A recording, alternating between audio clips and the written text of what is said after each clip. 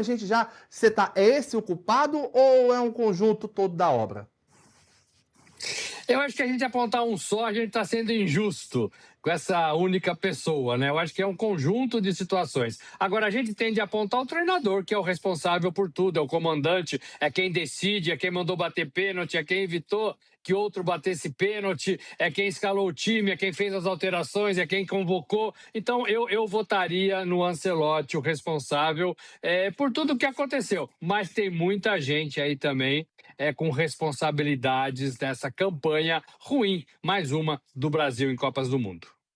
Eu vi você também, Zé Duílio. Para você, quem foi o culpado dessa eliminação da seleção brasileira? A ferida está aberta, né? Tá. Então, assim, a gente meter esse dedo no momento, como eu falei, de cabeça quente, a gente vai fugir um pouco da razão também, né? A gente tem que ser racional nesse momento. Agora, o culpado maior de tudo isso é a maior entidade do futebol brasileiro, que é a CBF. A CBF que simplesmente resolveu transformar a essência do futebol brasileiro, né? A impressão que passa é que a gente nasceu para o futebol brasileiro, nasceu em 1958 e morreu em 2002, mas só foi enterrado em 2014. O modelo europeu é legal? Legal. Para quê? Para organização. Agora, você tirar a malemolência, a ginga, o improviso, todas as características, o DNA do futebol brasileiro em prol de um futebol, né, que hoje é visto como o melhor do mundo, que é o futebol europeu, eu discordo. Eu acho que a seleção brasileira precisa, né, resgatar aqueles jogadores talentosos. A gente não produz mais, a verdade é essa, né? Assim, eu peço a você, CBF, que tenha um olhar, que hoje a gente sabe que o olhar é nas escolinhas, mas você não pode deixar de olhar na várzea, na periferia, onde você descobre os talentos, onde você descobre justamente esse tipo de jogadores que a gente precisa dentro da seleção brasileira. Ah, mas o futebol mudou, muita imposição física, tudo bem, mas quando chega lá na base, na formação, a gente precisa resgatar mais jogadores como o Denner, Ronaldinho Gaúcho, Kaká, né? Esses jogadores tudo, o Romário, o próprio Ronaldo Fenômeno, são jogadores que nasceram do futsal, nasceram da várzea. Então, acho que a gente precisa modificar um pouquinho, pelo menos, os nossos conceitos em relação à seleção brasileira. E a CBF, para mim, é a maior culpada dessa história toda, por conta de todo o ciclo que aconteceu mal feito. Tudo que começa errado, René, né, tende a terminar errado, e foi o que aconteceu com a seleção brasileira. É aquele negócio, né, Zé? Eu também vou pôr daqui a pouco o Robson Morelli na conversa, porque a gente percebe que foi um ciclo que começou bem errado, vamos dizer assim, né?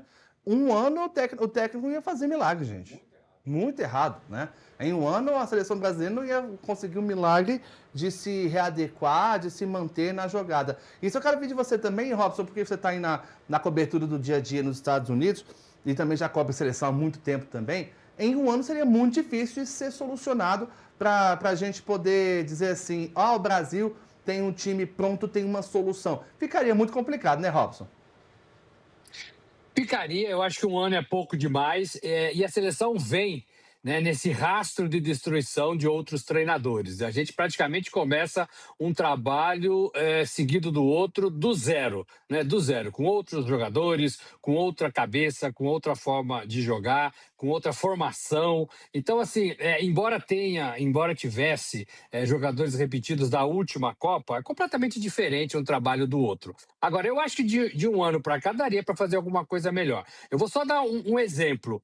A Noruega mostrou dois jogadores que eu gostaria muito de ver no futebol brasileiro, que é o Berger, camisa 6, e o número 10, o Odegaard. São jogadores que não têm o porte físico, não são jogadores fortes, não são jogadores parrudos, são jogadores que ficam com a bola, que carregam a bola, que giram o corpo, que joga para a direita, que joga para a esquerda, são armadores, né? São armadores. O Brasil não tem esse tipo de jogador no futebol nacional nem lá fora. O Brasil não tinha na seleção brasileira armadores.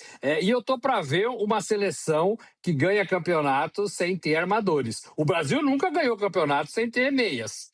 E o Brasil, que caiu fora ontem diante da Noruega, Renê, ele não tinha armadores. Quem mais parecia e quem mais fazia essa função era o Paquetá, que se machucou. E também não estava fazendo um trabalho excepcional, não. Mas aquele jogador que você passa a bola, aquele jogador que distribui as bolas, aquele jogador que forma, cria, muda o ritmo, acelera, diminui, volta ao jogo, recupera a bola. O Odegaard pegava na bola todas as vezes. Para você ter uma ideia, a Noruega tocou trocou passes, quase 700, o dobro do que o Brasil. Então, o Brasil foi um time fácil. O Brasil jogou como a Noruega e a Noruega jogou como o Brasil de antigamente. Então, tudo isso que o Zé falou, concordo, tem que ser resgatado. Não adianta a gente pensar no futebol europeu, no futebol força. Não é a nossa, gente. A nossa é ficar com a bola. E a única coisa que é nossa, de verdade, que é ficar com a bola, a gente entregou para a Noruega ontem. Então, eu acho que dava para fazer coisa melhor nesse um ano só. Mas que começou torto, começou torto. Zé Duílio.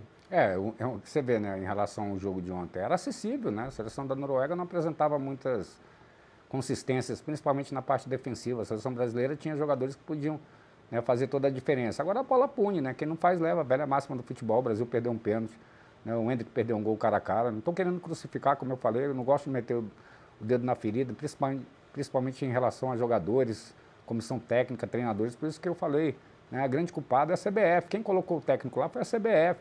Quem, né, estragou todo esse ciclo foi justamente a CBF. Se a gente pegar o histórico, não precisa nem ser recente, até, né, um histórico, eu acho que contínuo dentro da CBF, a gente teve, a maioria da galera que presidia lá foi presa, velho. Então, assim, né, é surreal o que a gente está fazendo com o futebol brasileiro. A CBF está maltratando o nosso maior patrimônio, um dos maiores patrimônios do nosso país, né, que é justamente o futebol brasileiro. Como eu falei, a gente precisa de uma reestruturação, né, precisa resignificar algumas situações. Né. Em relação ao jogo de ontem, eu também concordo, né, com o Morelli. A seleção brasileira não tem armadores, né? O Paquetá era o que mais se aproximava desse estilo, né? A gente perdeu isso, essa é a essência que ficou para trás. Então hoje a gente, né, tinha esperança no Neymar, porque era o único jogador, o último dos moicanos, né, de talento que a gente tem no futebol brasileiro. Então a gente não precisa repensar em relação a isso, porque não é possível, né? Como é que a Noruega produz o Odegaard, né, um jogador extremamente talentoso de meio campo, mas esse é um processo, né? Lembrando que a Noruega, né, até 2017, ela resolveu fazer essa reformulação, né? Sim. Chegou na liga, né, restringiu o número de jogadores na sua própria liga, né? Esses jogadores talentosos ficaram mais tempo dentro do próprio país. Então, assim, a gente vê que os jogadores saem daqui muito cedo, né, perdem totalmente, né, essa qualidade técnica, ela vai sumindo, né, por conta justamente dessa imposição do futebol moderno, que é a parte física, mas eu acho que você pode aliar as duas coisas tranquilamente. O futebol brasileiro precisa, volto a dizer, a ter talentos, a produzir jogadores em todos os setores, jogadores que têm atuação de nível hard, nível mundial. É o que está acontecendo nessa Copa do Mundo, gente. É só vocês observarem quem são os protagonistas, são os jogadores que performaram, né, durante todo esse ciclo. E a gente sabe que agora é um projeto para 2030 e eu espero, com toda sinceridade, Renan, e torcedor brasileiro, que a CBF possa mudar os seus conceitos, seus paradigmas em relação à formação na base do futebol brasileiro. É isso, a gente vai fazer o nosso primeiro intervalo para você que está na Fast TV. 2 minutinhos eu estou de volta, a gente continua essa discussão que está muito legal e você vai voltando na nossa enquete, está aí na tela para você, ó. Quem é o maior culpado pela eliminação do Brasil? Volta na nossa enquete, já agora eu vou trazer durante o nosso break do YouTube. Rapidinho, 2 minutos eu estou de volta na Fast TV, não sai daí.